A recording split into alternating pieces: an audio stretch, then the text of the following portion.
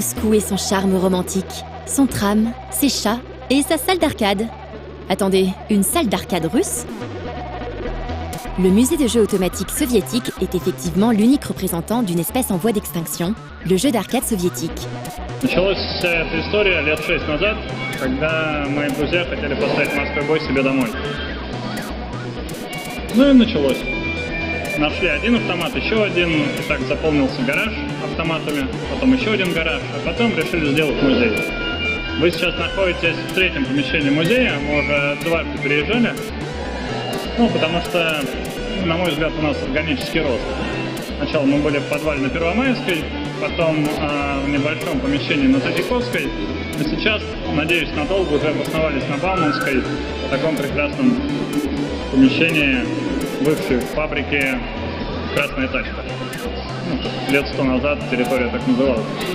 У нас вы можете увидеть, наверное, больше 50 различных типов советских игровых автоматов и почти во все из них поиграть. Le premier contact du peuple russe avec le jeu vidéo a lieu en 1971. Cette année-là, le parc Gorky à Moscou accueille une exposition salutaire sur les jeux vidéo. Des machines sont alors installées et une poignée de soviétiques découvre les joies des bornes d'arcade. Fort du succès de cette première, l'URSS décide à son tour de produire des jeux électroniques. Seulement voilà, la distribution à travers le gigantesque territoire russe est très inégale. On en retrouve principalement à Moscou, Saint-Pétersbourg, Kiev, Togliatti, Samara, Rostov-sur-le-Don, Ekaterinbourg, Kazan, Minsk, Sotchi, c'est-à-dire à l'ouest. Sibérie, Extrême-Orient, Asie centrale n'en verront jamais vraiment la couleur, soulignant les différences entre républiques et régions. La firme Soyuz Attraction s'occupera de la conception de bornes de jeu. Si les premiers titres sont créés dans les années 70, la période coïncidant avec la glasnost sera la plus faste. Souvent, les jeux automatiques sont d'ailleurs reliés à la perestroïka. Собственно, может быть, вы уже знаете, что большинство советских игровых автоматов — это копия американских и японских машин 50-60-х годов. Городки — один из немногих удачных примеров разработки автомата именно советскими инженерами. Может быть, не сделали в Японии и в Америке, потому что нет такой игры и нет культуры игры в городки. Les jeux de première génération siphonnent donc sans vergogne les concepts des titres occidentaux, à commencer par Sea Rider de Midway, lui-même repris de Periscope, un jeu Sega réalisé en 1968. L'URSS en fait une version sous le nom de Bataille maritime. Cette copie s'avère même supérieure à l'original en termes de qualité de construction et de matériaux utilisés. Une version à 2 joueurs paraîtra un peu plus tard. De nos jours, Bataille maritime est devenu un jeu culte en Russie. Assez rapidement, l'URSS se démarquera de la production occidentale ou japonaise en créant ses propres systèmes et des jeux originaux. Le système le plus célèbre est le TIA MC1, acronyme signifiant Jeu télévisé automatique, couleur sur plusieurs cadres. Il a été développé par Vinitsia en Ukraine par la compagnie Extreme Ukraine. Extreme Ukraine était alors dirigé par Vadim Gerasimov, le très jeune codeur de Tetris, aujourd'hui ingénieur chez Google. La firme ukrainienne s'est depuis émancipée dans la fabrication de machines à sous. On retrouve sur TIA des jeux inspirés de contes russes et de littérature étrangère. Kotigoroshko, le petit cheval bossu qui inspirera Tezuka Osamu pour sa dernière œuvre Magie Bleue, L'île au trésor, La Reine des Neiges.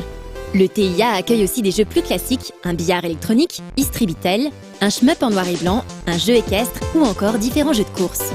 Где построили автоматы? Автоматы строили по всему Союзу и строили их на 22 военных заводах.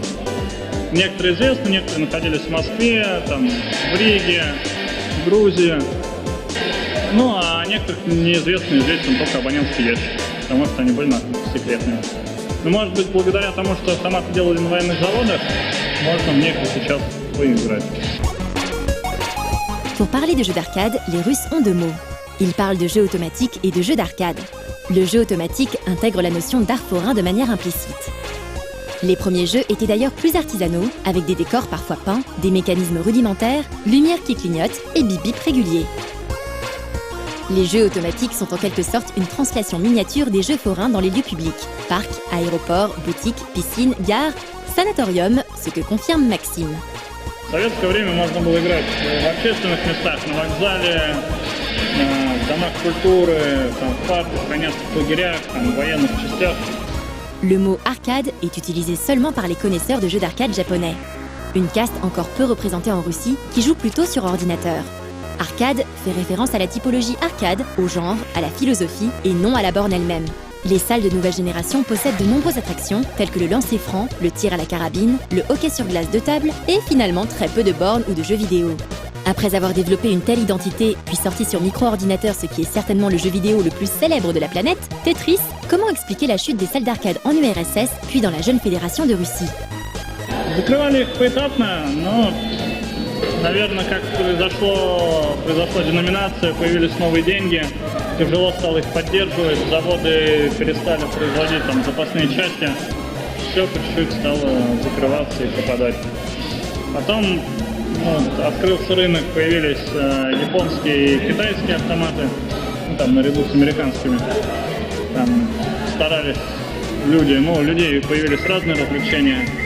Раньше-то почти никуда нельзя было пойти, и поэтому там в залах с игровыми автоматами были очереди.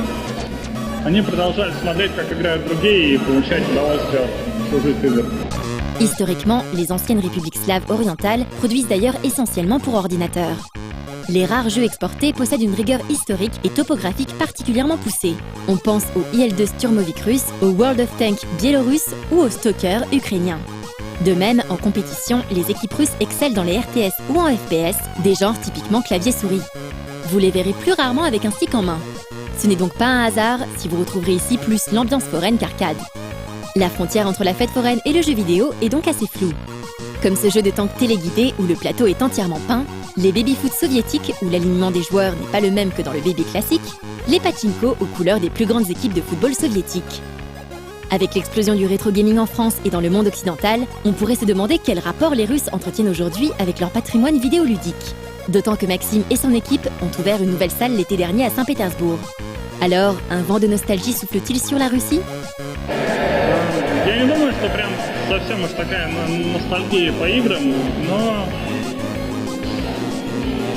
если приходят люди, которые в них играли и хотят поиграть еще, то, наверное, какая-то память о прошлом остается.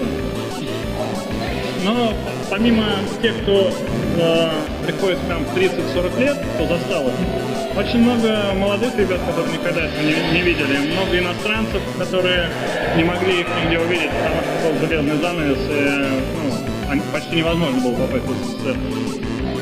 Им тоже нравится. Даже дети, которые имеют доступ к современным приставкам, тоже приходят вместе с родителями, играют и получают колоссальное удовольствие. Как правило, в зале игровых автоматов было существенно меньше машин. Только в московских большие парки могли позволить что-то соизмеримое по размерам. А так, если было 7-10 автоматов, в которые можно было поиграть, это уже хорошо. La salle de Basmany possède des pièces assez exceptionnelles. Comme ce jeu de code de la route, cette espèce de Dance Dance Revolution soviétique tout droit sorti des années 80 bien avant le célèbre jeu de Konami, des Game & Watch russes appelés Electronica, un Snake soviétique, ou encore ce Gorodki virtuel, un modèle unique au monde. Le Gorodki est un jeu russe traditionnel autrefois très pratiqué, une espèce de pétanque russe que Lev Tolstoï aimait pratiquer. Tout y est rétro jusqu'au bout des ongles, des pièces de 15 kopecks soviétiques que l'on insère dans les monnayeurs, jusqu'aux distributeurs de soda estampillés URSS, soda à l'estragon ou à la poire, des classiques ici. La salle présente aussi une rareté mondiale. Avis aux amateurs d'objets insolites, voici une borne d'arcade provenant de la RSS de Géorgie. La typographie est elle-même géorgienne, une vraie merveille qui plus est très propre et parfaitement jouable. Le musée des jeux automatiques n'est pas vraiment un musée, ni une salle d'arcade classique telle qu'on peut la concevoir en Occident ou au Japon. Le soir, il peut se transformer en salle de conférence, de cinéma ou d'expo.